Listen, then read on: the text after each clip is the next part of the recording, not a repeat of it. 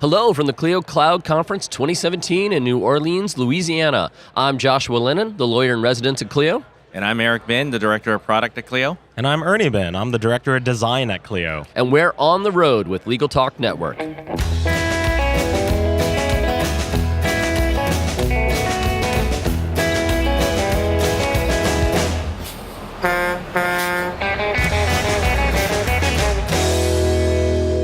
And we're back. Thank you so much for joining us on the road. It's a pleasure to be here in the Big Easy. Today we're talking about new Clio. So for those of you who haven't yet heard, Clio has reinvented itself.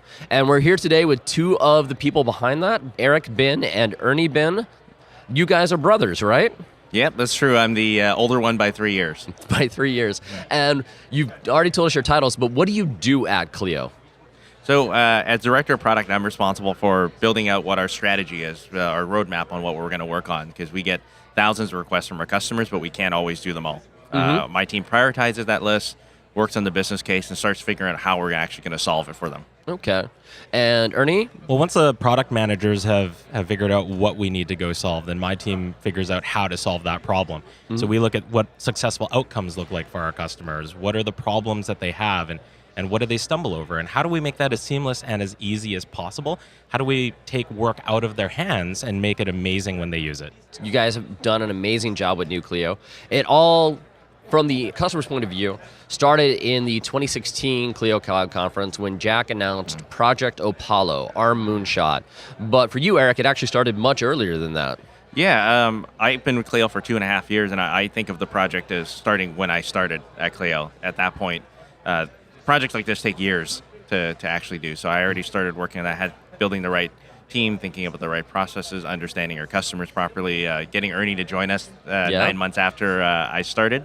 The heavy lifting, though, started when Jack announced it at ClioCon. So at ClioCon 2016, he basically gave you a year to reinvent Clio.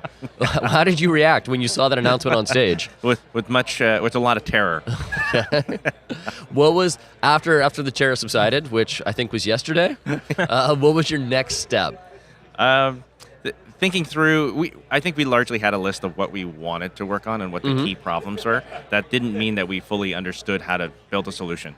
Okay. And that's when we had to hit the road, had to start talking to customers even more than we already did. So in the last year and a half, we've spent over 600 hours talking to customers in phone interviews and video calls, and we've spent over 60 days on the road in law firm offices, spending time understanding how lawyers use the product. Now, how many people were visiting law firm offices from the Clio team? So it was not just you and Ernie, but all sorts of designers, product developers, coders were all accompanying you guys? Yeah, exactly. Every product manager was on the road. Every designer ended up on the road. And developers, when the opportunity presented itself, also joined in. Yeah, and Ernie, I'm going to turn to you. So once we had visited and kind of learned a little bit more about the pain points that lawyers were experiencing with Clio, you started coming up with designs and suggestions. How do you then put those in front of customers and see, are we on the right track to our final new form of Clio? Right. Well, I think our design process started with really a reinvention of how we worked. Okay. We moved away from guessing. We moved away from designing what we wanted to design. And so we took that customer research and we really focused on a new rigorous process that we figured out. So we started prototyping a lot more. We started having, after these conversations with our customers, we'd bring back concepts. We'd go concept testing, are we in the ballpark? Are we getting closer to solving your problem? And then we build out actual digital prototypes or even sometimes paper prototypes that we put in front of them. And we essentially run tests to help understand whether these prototypes actually solve the problems that they've been bringing to us. And we found a lot of success, but we also found things that we may have missed or didn't quite understand properly. So from those tests, we learn more about our customers and we continue to refine that process until we can finally ship a beta product that we really get in their hands and ask them to use for real and start doing real work. So it was a collaborative process all the way through with a lot of Clio using law firms. Absolutely. We had a lot of amazing customers who were incredibly generous with their time, who shared tons of knowledge and insight and worked with us through all these things that we're trying to solve for them. And they worked with our developers, our product managers, our designers, a really collaborative effort to understand what we're doing and make sure everyone on our side who's working through that understands what those successful outcomes that we talked about are. We want to make sure that we're making the right choices based on like what success looks like for our customers. And Eric, we've actually talked about some of the choices that we've helped make on our customers' behalf on how we display certain types of information. So sometimes you were talking about that information needs to be distraction-free, and sometimes it needs to be kind of information-dense. How do we go about deciding between those two types of design and functionality with our customers' input? Yeah, so a couple of examples are there are tasks that our customers need to have accessible all the time. So we put the timer and timekeeper and the global create in the main navigation, so it's always accessible because while you're working in the flow of things, you're going to need to access that information. Conversely, you'll also have things where we want you to be distraction-free. You need to record a payment, and you're going to return back to the thing that you need to do, but there's a lot of information required to record a payment properly. So we make those distinct choices of, well, in some cases, it's just a pop-up over the window because it's a quick task, you just move on it. But recording payments takes a little bit more time, a little bit more thought, and you want to be distraction-free and really focused. I think Ernie can speak a little bit more to that as well. Oh, yeah, Ernie. So what helps make the design choice on where we put information and how accessible it is to a customer at any point in time? I think one important thing that we did as designers is really focus on the context of any given view. So we don't just kind of reuse templates just because the information fits on that. Okay. We look at each step of the process and say, what does the customer need to know at this point? And what decision are they trying to make? And how do we prioritize? And when it comes to things like density or how in view something is, we really focus on making sure that we know the step before and after. You know, what's the flow? How do we tie that together and make sure that we're making that choice?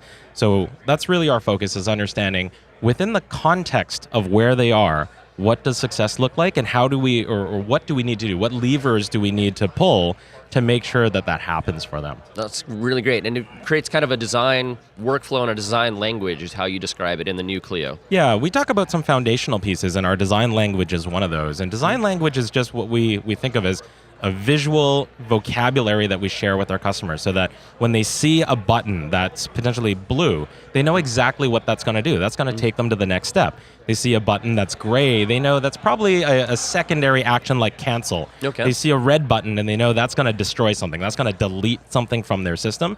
But visually, they don't have to read anymore. They can just see the buttons and know with a high degree of accuracy what they should click on to move forward and get their work done. So I want to highlight one more thing in the new Clio experience, and that is even if you weren't a law firm that had been interviewed or had been part of the beta test, that they were contributing feedback even if they didn't know it. So Clio tracks different type of usage stats, and it's led to some really smart design choices. So for example, Ernie, you brought up one thing that I had never thought of in our mobile app, and that is how long a person's thumb is and how much they have to move their hand to reach a certain type of activity. And that made us adjust our mobile app in what ways? Yeah, when we design, we think about a lot of things, and human factors is one of those. So when we redesigned the mobile app last year, we made sure that the navigation moved to the bottom of the screen, closer to thumb. So with one-handed use, it was really easy to move across the entire application. And when we added Global Create, where customers could add any of the objects such as tasks or timers, we made it simpler and easier, but we also put timer, which was the number one used essentially link in that Global Create, we put that right under the thumb. You know, we wanted to make sure that there was no stretching involved. If that's what a customer is doing, 50, 60% of their day, we want to make it so that there's really as effortless as an experience as possible for them. And in the web app, we had to make kind of a similar determination with the search bar. So Eric, how were law firms using the search bar in previous Clio, and how has it changed in new Clio? So one of the big changes we made with the search bar wasn't only to move it from one side of the screen to the other, but to actually make it much larger and display more information. And it goes back to the fact that as law firms put more and more information into their firm, into Clio, that it becomes harder and harder to just browse. That you don't want to click around on links to get to somewhere. So we made it really important that the search bar had to contain more information. So now instead of just seeing that matter number, you'll also see the matter description. And we're going to continue to add more information in there.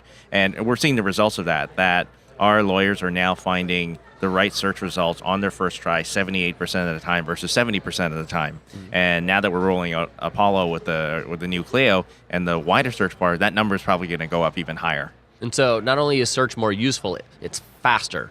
Yeah. So if you had to go to the search results page, that would often take you anywhere from 5 to 20 seconds, depending on how big your firm is. Now, if we can show you the results in the quick search bar, that's half a second.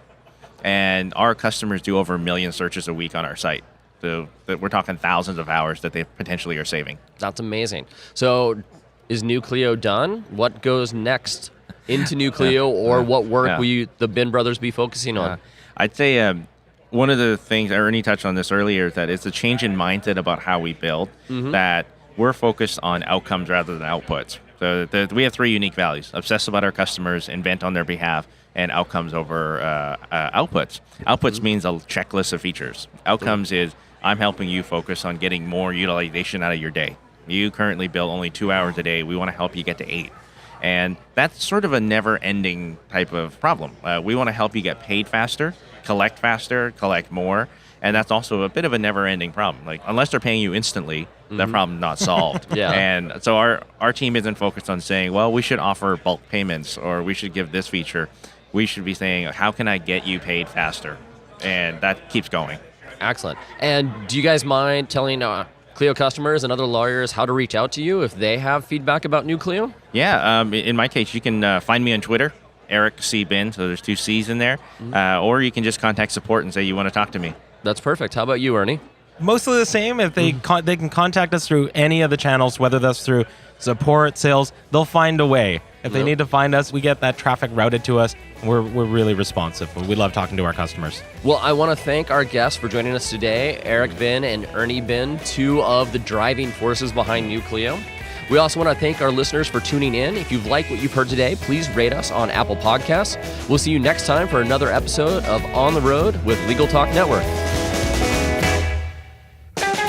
If you'd like more information about what you've heard today, please visit LegalTalkNetwork.com. Subscribe via iTunes and RSS. Find us on Twitter and Facebook, or download our free Legal Talk Network app in Google Play and iTunes.